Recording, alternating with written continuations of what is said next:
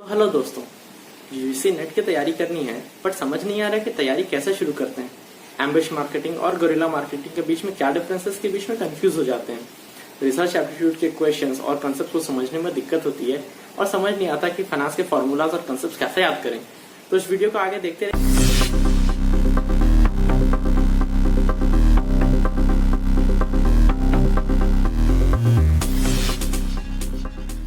तो दोस्तों, आज की हमारी जो जनरेशन है वो 9 to 5 के जॉब में बंद कर नहीं रहना चाहती है, बल्कि इसके अलावा कुछ ऐसा करना चाहती है जिससे एक सेटिस्फैक्शन भी मिले और साथ ही साथ उसका इकोनॉमिक फैक्टर भी बहुत अच्छा हो।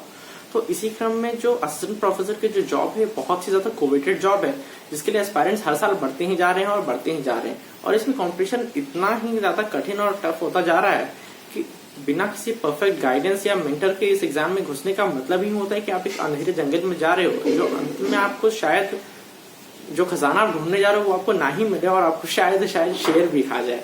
तो दोस्तों, मैं आपको गाइड करूंगा कि आप कैसे सिर्फ और सिर्फ 15 दिन में उस एग्जाम्स को क्लियर कर सकते हो और अपना करियर एक ऐसे फील्ड में बना सकते हो जो बहुत ही ज्यादा कोवेटेड है, बहुत ज्यादा रिस्पेक्टफुल भी है। तो हमारे साथ जुड़े रहिए।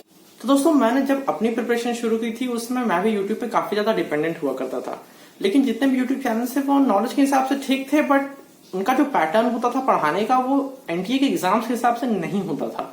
और दोस्तों, ये बात आपको भी बहुत अच्छे से पता है कि जब तक आप एग्जाम्स क्लियर नहीं कर पाओगे तब तक कोई वैल्यू नहीं रह जाएगी उस नॉलेज की। तो आपको उस हिसाब से पढ़ाई करनी होगी जो एग्जाम्स ओरिएंटेड होंगे।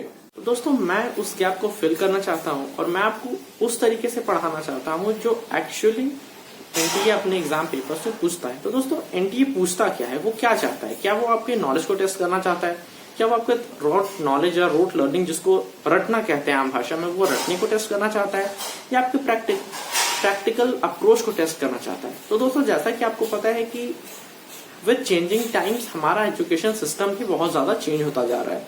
तो एनटीए भी अपने आप को और ज्यादा डायनेमिक करने की कोशिश कर रहा है। पहले जो एनटीए के एग्जाम्स होते थे वो काफी हद तक रटने वाले होते थे, यानी अगर आपने उस बुक्स को अच्छे से रट लिया है, पढ़ लिया है, तो आपका एग्जाम्स क्लियर हो जाएगा। बट अब जो क्वेश्चंस आते हैं वो काफी हद तक उस कॉन्सेप्ट्स की प्रैक्टिकल अप्रोच और उसकी यूजेबिलिटी जो होती है, उसको आप कैसे रियल टाइम में उसको यूज कर सकते हैं, उस हिसाब से आते हैं। तो अब जो मैक्सिमम बुक्स हैं या फिर जो मैक्सिमम वीडियोस यूट्यूब पे चल रहे हैं वो सारे आउटडेटेड हो गए हैं।